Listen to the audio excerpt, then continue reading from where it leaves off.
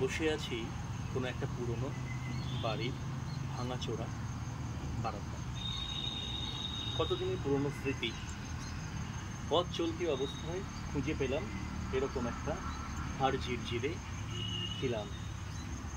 হয়তো এক সময় এখানে কত মানুষ থাকতো, হয়তো এক সময় এখানে কত মানুষের আনাগোনা হতো, খাওয়া দাওয়া হতো। সেই সময়কার বাড়ি দেখেই বোঝা যাচ্ছে এটি ছিল একটি একান্নবর্তী পরিবার। কারণ তখনকার দিনে তো সিঙ্গেল ফ্যামিলি সেভাবে কনসেপশনটাই আসেনি। অথচ একান্নবর্তী পরিবার আজকে প্রায় হারিয়ে যেতে বসেছে। তাই মনে হলো কথা কিছু কিছু এখানে আপনাদের সাথে ভাগ করে নিই সেই ফিলিংস। আমি, আপনি সবাই হয়তো কোনো একটা সময় একান্নবর্তী পরিবারে বড় হয়েছে। হয়তো আজকের প্রজন্ম জানতেই পারবে না একান্নবর্তী পরিবারে বড় হওয়ার মজা। একসাথে খেলাধুলা, একসাথে হাসি আড্ডা, ভাইয়ে ভাইয়ে মারামারি, ভাই বোনে খুনসুটি, আরও কত কত কত কিছু। ঋগ্বেদের যুগ থেকে যদি ধরি, সেখান থেকে শুরু করে এই স্বাধীনতার বেশ কিছুকাল আগে পর্যন্ত রমরমিয়ে ছিল একান্নবর্তী পরিবারের মজা, তার মাধুর্য। আস্তে আস্তে সব গেল সব।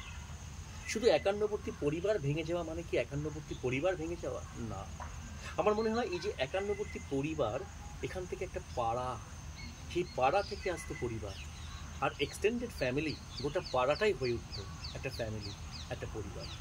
বাড়িতে কারো জন্মদিন, অন্নপ্রাশন কিংবা মেয়ের বিয়ে, খোঁজ পরোয়া নেই।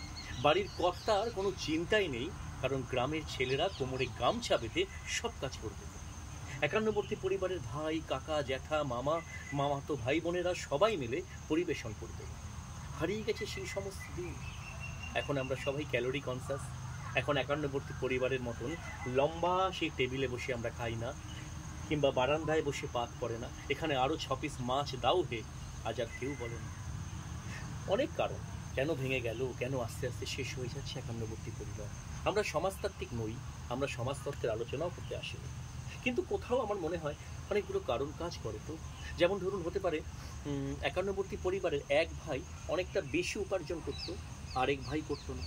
ফলে তার পাতে হয়তো একটু বড় মুড়োটা পড়লে তার পাতে পড়তো থোর বড়ি খারাপ, যার উপার্জন কম, কিংবা সেই খারাপ বড়ি।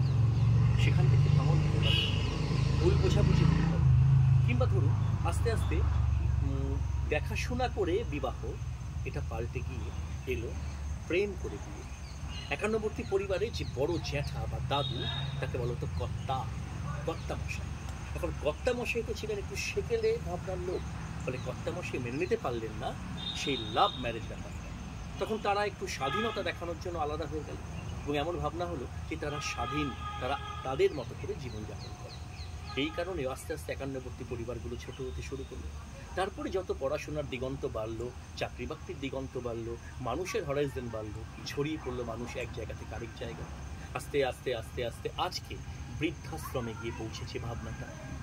মানুষ ভাবতে শুরু করেছে যে আমার ছেলে মেয়ে বাইরে থাকে আর আমি থাকি বৃদ্ধাশ্রমে। এটা বেশ গর্বের, কারো কারো কাছে, কারো কারো কাছে হতাশা। কথা বলা যখন শুরুই করলাম, যখন কথা কিছু কিছু এখানে বলতেই এলাম, আপনাদের সাথে ভাগ করে নিতে এলাম, তখন আমরা যারা একান্নবর্তী পরিবার একটা সময় ছিলাম, কারেন্ট চলে গেলে সবাই মিলে ছাদে উঠে হইচই করতাম, আমরা জানি আমরা কি হারিয়েছি। আর যারা জানে না, তারা জানেই না একান্নবর্তী পরিবারে একান্নবর্তী শব্দের অর্থ। আর আমরা এই ফালতু সেন্টু নিয়ে যারা থাকি আজকের এক্স প্রজন্মের কাছে, তারা তারা স্মৃতির লবণ চুষটুকু চুষে চুষে তাগড়ায় স্বাদ নিয়ে যাব মাত্র। কথা কিছু কিছু আবার আসবে এমন অন্য কোনো কথা নিয়ে। আর আপনাদের যদি কিছু কথা বলার থাকে একান্নবর্তী পরিবার, তার ভাঙন, তার সব কিছু, তবে আসুন না আড্ডা দিই মেসেজ বক্সে। কিছু কিছু কথা তো ফুরোয় না, কথা নদীর মতো, কিন্তু আমাকে থামতে হবে, কারণ আপনাদের হাতেই তো সময় কম। লম্বা ভিডিও তো আপনারাই দেখবেন না।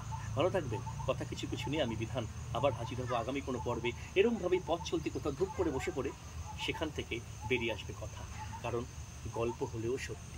মনে পড়ছে নিশ্চয়ই সেই সিনেমাটা, একান্নবর্তী পরিবারের সেই সিনেমা, গল্প হলেও সত্যি।